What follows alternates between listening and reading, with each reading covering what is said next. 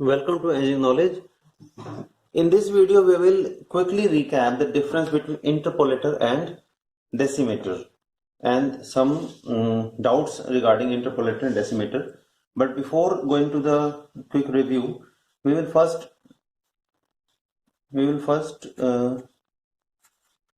define a term normalized frequency.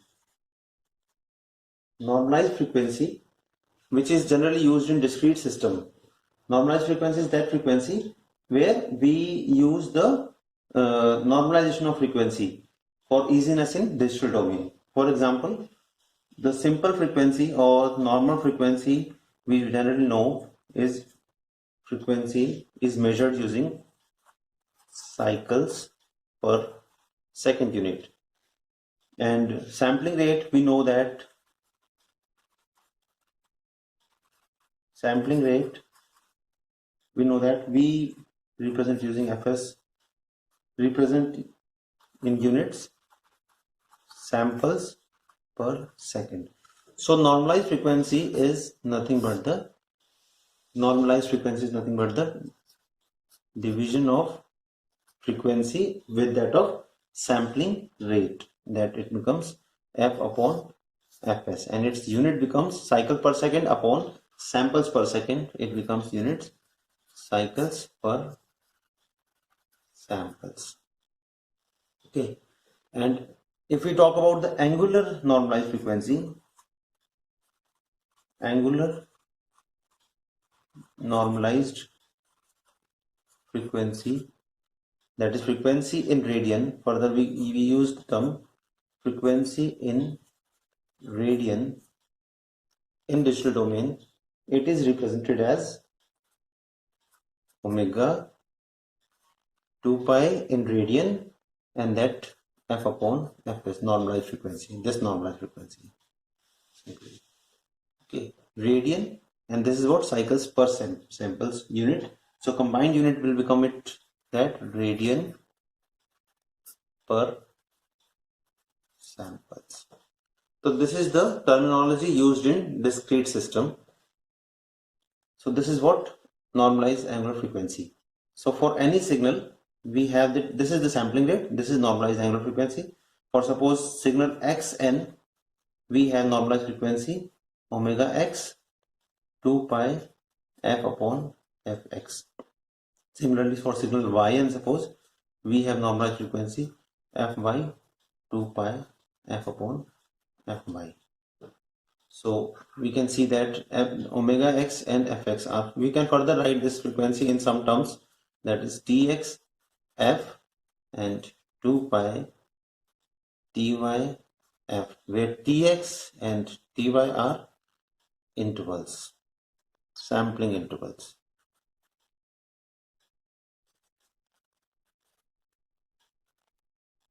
Sampling intervals.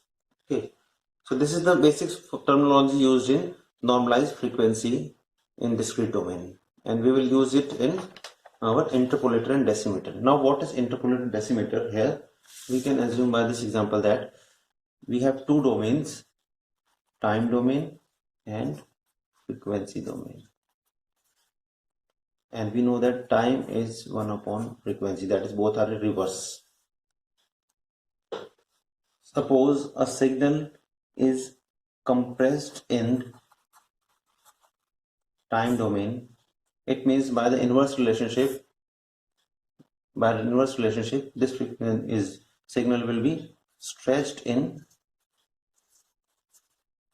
frequency domain, or reverse. Reverse means suppose the signal is stretched in time domain, that signal will be compressed in frequency domain. So first case is compressed, that is compressed means this case is also known as decimation. Okay, in decimation what happens, we have a signal having samples, lot of samples are there, and we compress it by dropping the samples. Okay, so samples are reduced now, and by dropping the samples, net samples, suppose these are the samples. after decimation process. So maybe it becomes 24 samples or now becomes suppose 6 samples. 24 samples are become 6 samples. So these are decimated. Okay. So again, this is the original signal, this is decimated signal, compressed signal you can say in time domain. So compression in time domain means stretch in frequency domain. So in frequency domain we have the signal like this and it is stretched to complete value minus pi to pi. This is stretched in frequency domain. This is what stretching, and it is also decimation. Okay, so decimation means omega x is now stretched. Stretched means multiplied with d. This is stretching. And compression in time domain means this is sampling rate and it is now compressed. Compressed means it is now divided by d. This is decimation.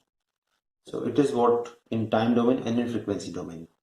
Now frequency domain we looked at, we have that stretched to the frequency domain part, and that is why we have stretched, so we have to need to multiply by d, because in that case this is pi by d, this is pi by d. So to stretch this one minus pi by d we have to multiply with d. To stretch pi by d to pi we have to multiply with d. So we will multiply and stretching by applying multiplication with d. Similarly in interpolation we have what? We have stretching, because in interpolation we have suppose 6 samples, okay, and we will insert samples in between these to make it more samples. Suppose we have 6 samples and we have inserted to become it 24 samples. Okay, so here 24 to 6, it means decimation is to be done by d equal to 4. Now here 6 to 24, it means this interpolation is done by I equal to 4. That is what fx. This is what after stretching this becomes fx into I, and this is what fy output. That is I is stretched by interpolating samples I equal to 4. You can see it. And further in frequency domain, what happens? This is reverse. Reverse means now in this case compression takes place. Compression means the suppose sample is minus pi to pi. This is the sample from complete sample. Now it is compressed. Compressed means multiple samples can come in that limit. Limit is same, minus pi to pi. Now system is compressed, so multiple samples can take in, multiple cycles can take in minus pi to pi. Now we have multiple samples. So this is what compression. Compression in frequency domain, that is stretching in time domain. So omega x is, suppose in starting frequency is omega x, then in after compression it becomes omega x upon pi, that is minus pi. Suppose this value now become pi upon I, this value become minus pi upon I. So this minus pi is divided by I, this pi is divided by I, and this become stretched, compressed. This was original. So this is what omega y. So this is what the confusion between students, that how can we remember decimation and interpolation, and what is compression and stretch, or what is this happening in both the domains, and how can we remember? I think it will be beneficial. If any doubt, you can put in comment section. Thank you very much for watching.